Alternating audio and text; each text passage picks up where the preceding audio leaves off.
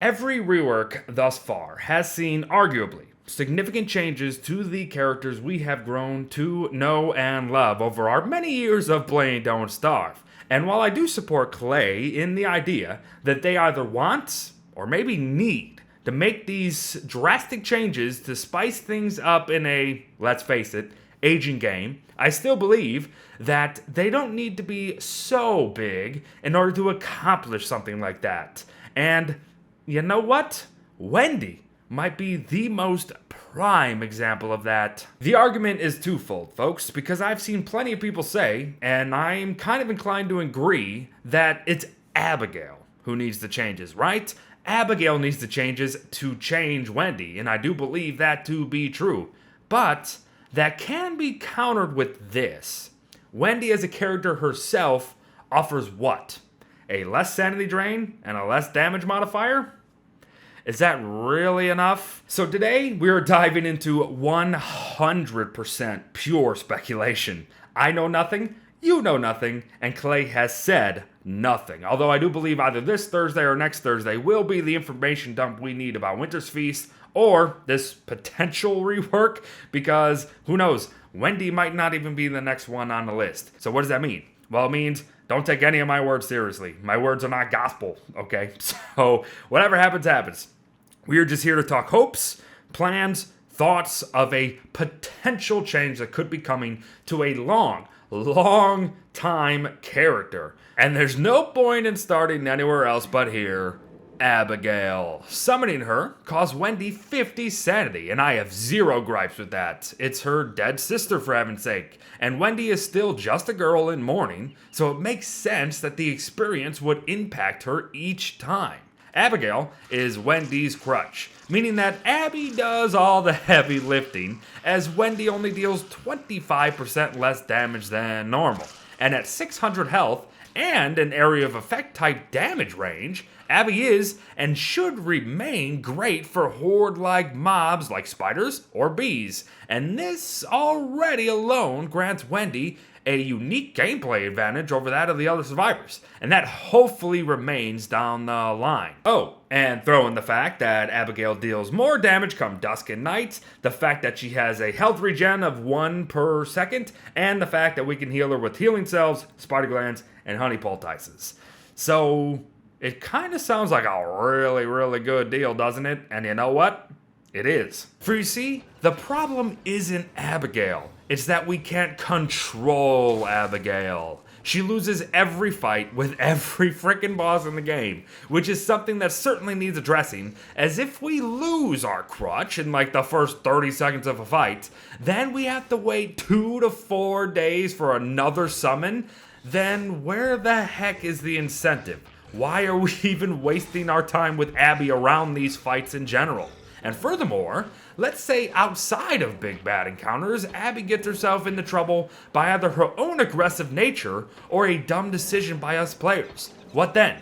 We can try to run and hope she follows, but usually by then, she's just too engrossed in it all, and it's too late, and down she goes. Abigail, and thus Wendy, are so good as a pair against these horde-like mobs in any stage of the game. The problem is, you start to go beyond that, and they're awful. They really are just awful, and it sucks because it's a fun mechanic. It really is. We're practically playing a summoner character, and we'll get to that more often very soon. But that's not balance, because Wendy is still so bad by herself when it comes to fighting, due to her less damage, that it just becomes a chore if we lose Abigail. So that's a question that Clay needs to answer, and that's a very tough one to answer. So why don't we try to do it ourselves anyway? Let's start with the baseline here, and then we can start thinking outside of the box and get extravagant with it either in this video or in the comment sections. Keep her damage the same, Abigail's that is. 10 during the day, 20 during dusk, and 40 at night. Is that right? I don't remember if that's right, but if it is, so be it. Keep them the same, because I kind of like how it fits the bill of how Wendy kind of reacts to dusk and nighttime with their sanity stuff. I kind of like that. Keep it.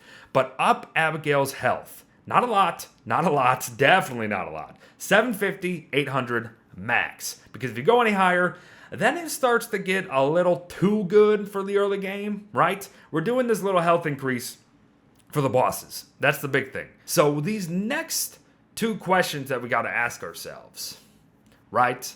How can Abigail be not useless against bosses, right? And our inability to control her is honestly what makes her so darn useless for that. So, to answer the second question, we got to answer the first one first. Actually, I think I mixed that up. To answer the first question, we got to answer the second one first, the control. And thankfully, that's the easy one. That's the very easy one. Hey, when Abigail's active, give us a mouse click option, a right click option to tell her to go there, to attack that, to stay there. Right? Right. The problem, though, comes from console players. And this is where things get a little bad. You guys remember War Talks on console? Yeah, maybe not, because I think a lot of you do still play on the PC. But if you don't remember, I'll tell you, because people told me over and over and over and over and over again that his soul hopping on console is terrible. Because you can't control it. You can't move your analog stick to say, hey, soul hop there. Nope, it's just locked in a position at the corner of your screen. That's where you go. That sucks. Or if it's not the corner of the screen, if I'm remembering wrong, it's like right in front of you. It's bad. You can't control it. So a right-click option like this for Abigail, translating the console, wouldn't work. Console players are not and will not ever be factored into the equation with these changes. They're just not. It sucks. So I'm sorry, console players. I fear you might get screwed again if something like this happens. But it's something that does need to happen. A controllable Abigail changes a heck of a lot. Even that simple change still makes it feel like Wendy and Abigail, that relationship, it remains the same, it remains intact, but giving us the ability to control what we summon, because once again, we're kind of a summoner character, is amazing. It fits the bill, and it can change a heck of a lot. Getting her out of the way of danger, moving her to this position, having her stay in a position so we can survive at night because she has a light aura. The possibilities are just endless there. And it honestly is probably the change that needs to happen. A controllable Abigail. It's the second one. Her viability against bosses, which is where things start to get a little too interesting. Because I don't know how you do it without altering her damage. And if you do that, she becomes way too good against everything else. And then we get that very imbalance that we were just here to try to fix. But here are some options, I guess. Do exactly that. Make Abigail deal more damage. Maybe she has a baseline 40 damage this time, and then tweak the dusk and nighttime damages. I mean, yeah, but if you follow the same correlation of that, then it starts to get to like 80 damage a tick. That's a lot of damage. If anything, keep it 60. Keep it 60 at max, but then again, is that enough? You know, this is just so hard. This is such a difficult question. And whatever you do is either too much damage or too little. I don't know what the middle ground is, to be honest with you. Except this, which is kind of odd. I mean, it does kind of happen in the game with certain mechanics. I guess they can maybe tweak it so it happens with Abigail. How about keeper damage is the same, but then when entering a boss fight or dealing damage to a boss, then you up her damage modifier. I guess that's a proper middle ground solution. I don't know. I guess I could see that happening. Buffs. Temporary buffs that we can craft via new crafts for Wendy that, I don't know, make it so Abigail responds faster. Makes it so she does more damage temporarily. Makes it so she has more speed, more range. Something.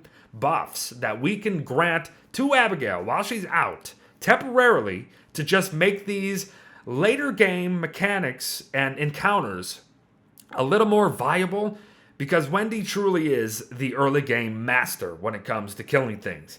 But as soon as she starts to fight anything that's worth a damn, she's not worth a damn. So it's just like, okay, yeah. So buffs, some way or another. Maybe. That's an answer. And as one last throw in, I guess, at least for now, What about an item that just instantly revives Abigail, right?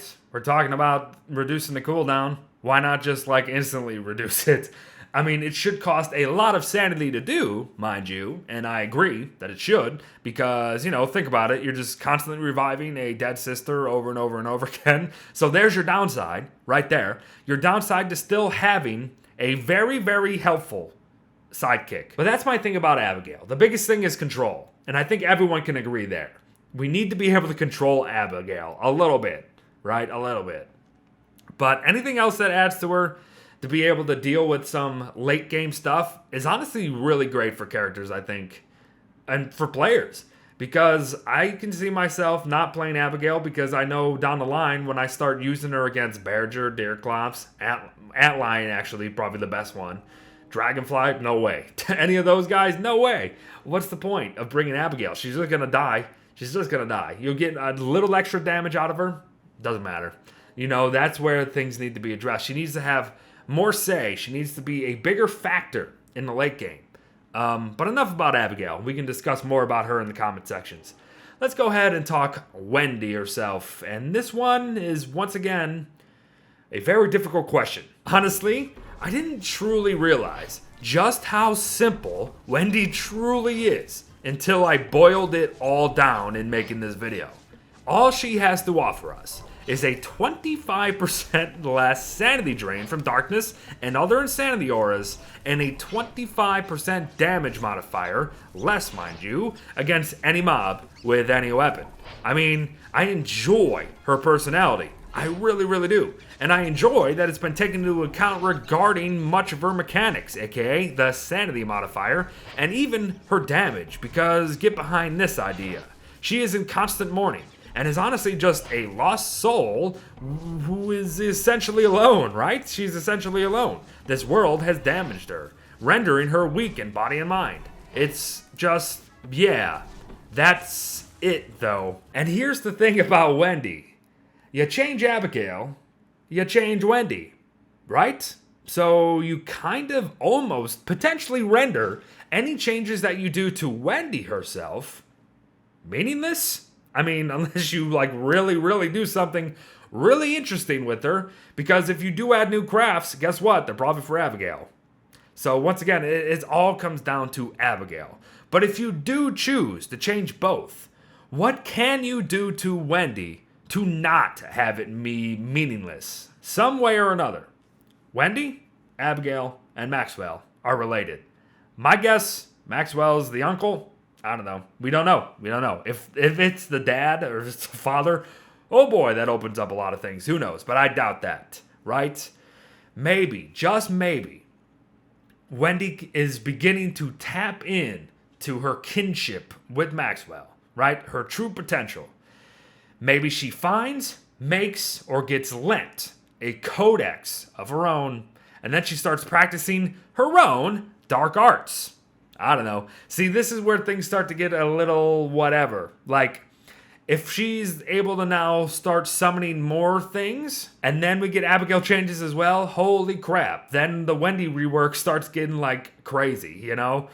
And I don't think people want that. I think people want a Wendy rework that still feels like Wendy, but just has Abigail changing. But I don't know. Who knows what Clay's going to do? It's either they go very minimalistic with it, or they start going crazy with things. And there's three things I guess I can think of. A sanity thing, a summoner thing with the Codex Umbra, I don't know. And that one's way out there. I don't even know if I like that one, to be honest.